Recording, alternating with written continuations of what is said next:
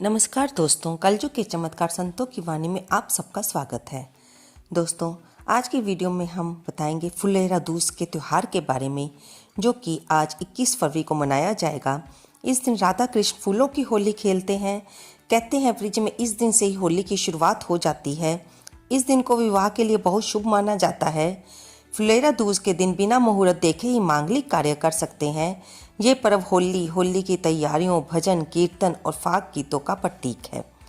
मान्यता है कि फागुन मास के शुक्ल पक्ष की द्वितीया तिथि यानी फुलेरा दूज के दिन को साक्षात भगवान श्री कृष्ण का अंश होता है। इसी कारण ये दिन श्री कृष्ण की उपासना के लिए सर्वश्रेष्ठ माना जाता है। इस साल फुलेरा दूज का त्यौहार बेहद शुभ संयोग में मनाया जाएगा। आइए जानते हैं इस दिन का पूजा मुहूर्त, शुभ योग और पूजा विधि। शास्त्रों के अनुसार फुलेरा दूज का पर्व संध्या काल में मनाया जाता है। पंचांग के अनुसार फागुन माह की शुक्ल पक्ष की द्वितीया तिथि की शुरुआत 21 फरवरी सुबह 9:04 पर हो जाएगी और अगले दिन 22 फरवरी 5:57 पर इसका समापन होगा। फुलेरा दूज का दिन तमाम प्रकार के दोष दूर करता है। ऐसे में इस साल फागुन दूज यानी फुलेरा दूज पर 3 शुभ संयोग त्रिपुष्कर, सर्वार्थ सिद्धि और सिद्ध योग का संयोग बन रहा है। ये तीनों योग नए कार्य की शुरुआत के लिए बेहद फलदायी माने जाते हैं। सिद्ध योग सुबह 6:57 से 22 फरवरी सुबह 3:08 तक रहेगा। सर्वार्थ सिद्धि योग सुबह 6:38 से लेकर सुबह 6:58 तक रहेगा और त्रिपुष्कर योग सुबह 9:04 से शुरू होकर 22 फरवरी सुबह 5:57 पर रहेगा। इस दिन गोधूली मुहूर्त में पूजा का विधान है और शाम के समय राधा कृष्ण की पूजा का उत्तम समय होता है।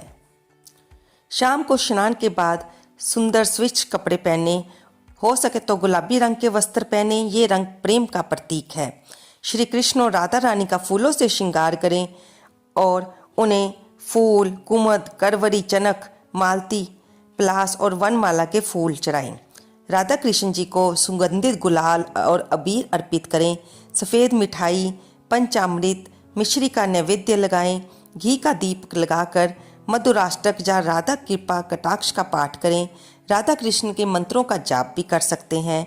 राधा रानी को श्रृंगार की वस्तुएं चढ़ाएं, फिर इन्हें दान कर दें। दोस्तों, हम पहले जानेंगे कि फुलेरा दूज का अर्थ क्या है। ये त्यौहार भगवान कृष्ण को समर्पित किया जाता है। फुलेरा दूज का अर्थ है फूल, जो फूलों को दर्शाता है। ये माना जाता है कि भगवान कृष्ण द्वारा फूलों के साथ खेला जाता था और फुलेरा दूज की शुभ पूर्व संध्या पर होली के त्यौहार में भाग लिया जाता था। ये त्यौहार लोगों के जीवन में खुशियाँ और उल्लास लेकर आता है। इसका महत्व क्या है? इस त्यौहार को आकाशीय और ग्रह संबंधी भविष्यवाणी के अनुसार सबसे महत्वपूर्ण और शुभ दिनों में से एक माना जाता है, क्योंकि ये दिन बहुत ही भाग्यशाली माना जाता है। इस दिन किसी भी तरह के हानिकारक प्रभावों और दोषों से प्रभाव नहीं पड़ता। इस प्रकार फुलेरा दूज अभुजा मुहूर्त माना जाता है। आइए अब जानते हैं फुलेरा दूज मनाने का तरीका।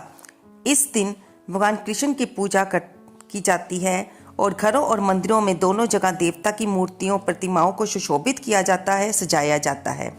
भगवान कृष्ण के साथ रंग बिरंगे फूलों से होली खेलने का महत्वपूर्ण अनुष्ठान किया जाता है। वृज क्षेत्र में इस दिन विशेष देवता के सम्मान में भव्य उत्सव किया जाता है। मंदिरों को रोशनी और फूल से सजाया जाता है और भगवान कृष्ण की मूर्ति को एक सजाए गए रंगीन मंडप में रखा जाता है। फुलेरा दूज के दिन रंगीन कपड़े का एक टुकड़ा भगवान कृष्ण की मूर्ति की कमर पर लगाया जाता है कि जिसका ये प्रतीक है कि ये होली खेलने के लिए तैयार हैं। फुलेरा दूज के दिन शयन भोग की रस्म पूरी करने के बाद रंगीन कपड़े को हटा दिया जाता है। पवित्र भोजन फुलेरा दूज के दिन शामिल किया जाता है, जिसमें पोहा और विशेष अन्य सेव शामिल किए जाते हैं।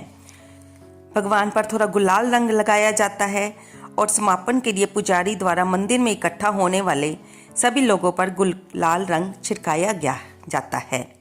अब सुनेंगे हम इस त्योहार की पौराणिक कथा। ऐसा माना जाता है भगवान श्री कृष्ण लंबे समय से अपने काम में व्यस्त रहते थे, जिसके कारण भगवान श्री कृष्ण राधा रानी से नहीं मिल पाते थे। राधा रानी बहुत दुखी रहने लगी थी। राधा रानी के दुखी होने के कारण प्रकृति पर विपरीत प्रभाव पड़ने लग पड़ा था।